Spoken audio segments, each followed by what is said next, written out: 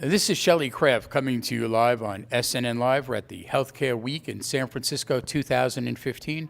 I have with me Daniel Dornbusch, Acteris, A-C-T-E-R-I-S. It's a private company. Dan, welcome to SNNLive. Thank you very much, Shelley. Appreciate being here. Thank you for having me. It's good to have you. Please give our audience an overview on Acteris. That'd be a pleasure. Acteris is a private biotechnology company focused on developing innovative immunotherapeutics and immunodiagnostics to treat cancer. Fundamentally, I was going to stop. Oh, yeah. Keep going. Go ahead.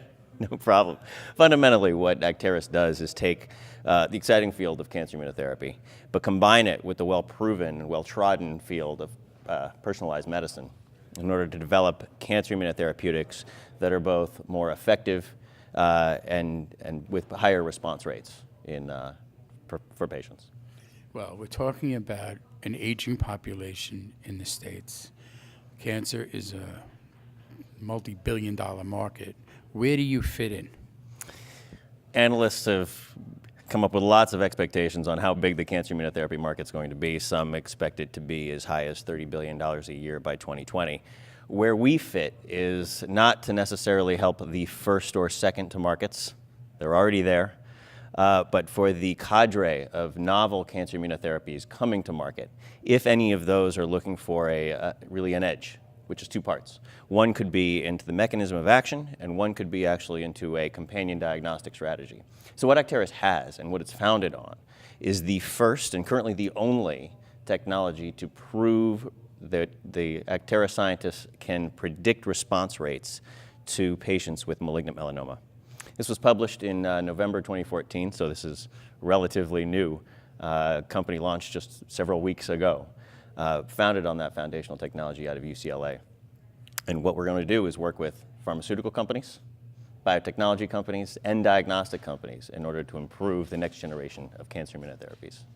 So in other words, you're taking personalized medicine, yes, and you're developing a specific treatment to treat a specific type of disease that's specific to one person. Am I correct? A highly specific method. No, that's exactly right. And to take novel therapeutics, we're going to help those out there, pharmaceutical, biotech alike, with the next generation of compounds in order to identify the patients, identify which tumor types, and also identify which combinations.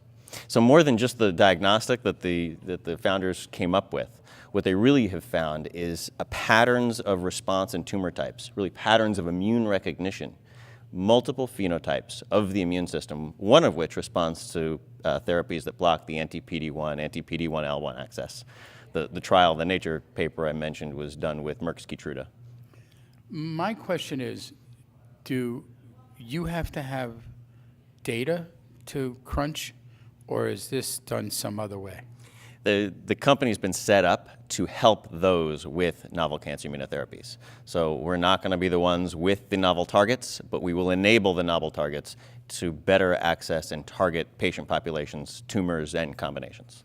So is there a chance that some of the treatments today are just universal and they're non-specific, so they may or may not work? Am I correct? This is right. This is right. Currently, the data is that not every patient responds to every cancer immunotherapy, and certainly not in every tumor type.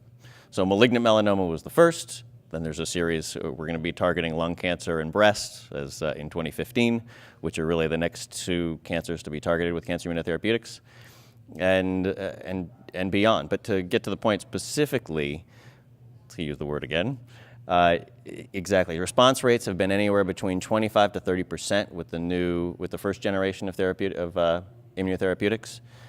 Whether a companion diagnostic can increase that substantially, we believe so. It's been proven in personalized medicine before. You know, I have to ask you, if you would, could I get you to take me through the patient presentation and how you go from the presentation to the diagnosis to the specific treatment, if you would? I mean, I'm so interested in that. Sure, it'd be a pleasure. Now, certainly we're talking in the hypotheticals because these aren't out today. No question. So currently, patients present We'll just take malignant melanoma as an example.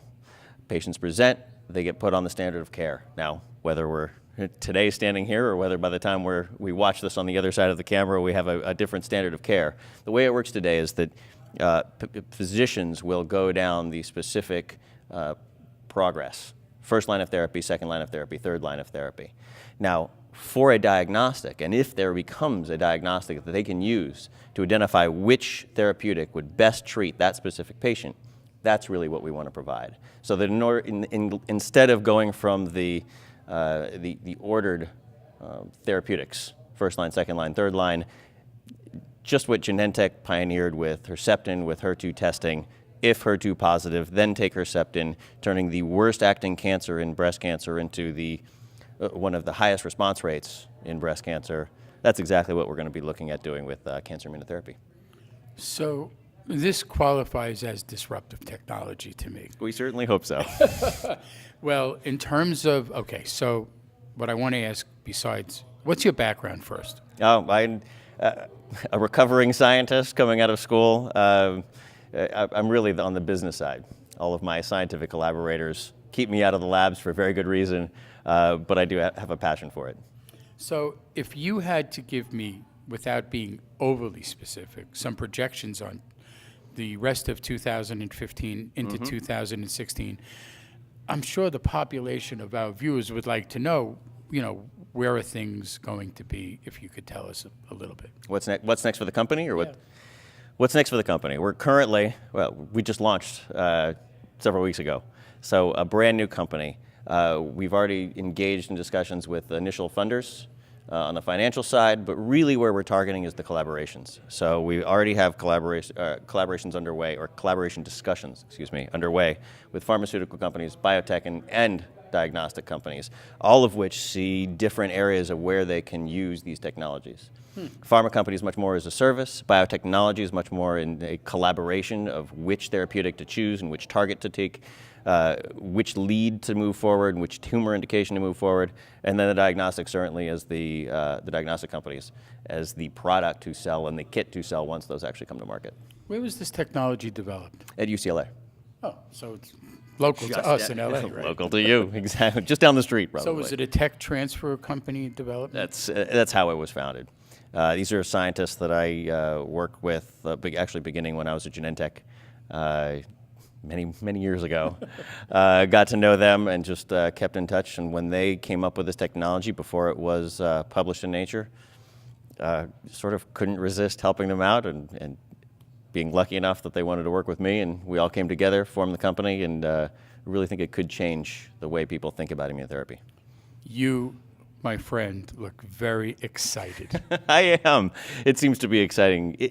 Anytime you see new ways of how science engages in biology and how those two come together, and when you actually see it's just not a new story, but when you talk to scientists about what gets them excited, when you actually see novel biology and novel patterns and novel ways of helping patients, the patterns come together, the biology comes together, it really becomes a pattern that you can make scientific decisions. You can make rational development decisions and bring products to market better, faster, cheaper. Let's give the audience an opportunity to go to the website to find out more information about Acteris. Thank you. It's acterisinc.com. So it's www.acterisinc.com. Ladies and gentlemen, Daniel Dornbusch, Acteris. It's a private company. I'm Shelley Kraft. This is SNNLive, and we're coming to you live from Healthcare Week, San Francisco, 2015. Dan, thanks for coming on. Thank you so much, Shelley. Appreciate it.